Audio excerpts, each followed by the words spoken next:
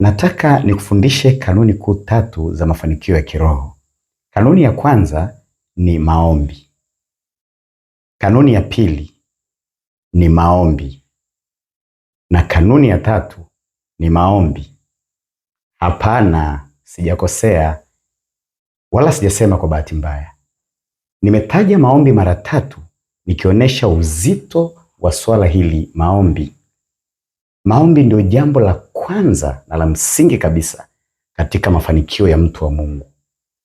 Kama ukiacha kuomba ni kama mtu ambaye ameacha kuvuta pumzi, hakika atakufa. Ukiacha kuomba, kila kitu katika maisha yako kitakufa na kuharibika kabisa. Kwa hiyo je, unataka mafanikio ya huduma yako? Omba kwa bidii.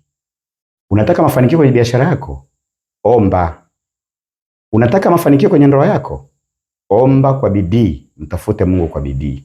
Ukiweza kuwa muombaji mwenye nguvu, muombaji anayeomba kila wakati, utaishi maisha ya ushindi kabisa. Hata kama huwezi kuomba kwa muda mrefu, tafadhali anza hatua ndogo. Hata kama unaweza kuomba dakika 5, dakika 10, dakika 15, anza taratibu. Hata Waswahili wanasema taratibu ndio mwendo. Kwa hiyo anza taratibu na hatua kwa hatua Mungu atakutia nguvu na utafika mahali utakuwa muombaji wa kiwango cha juu kabisa.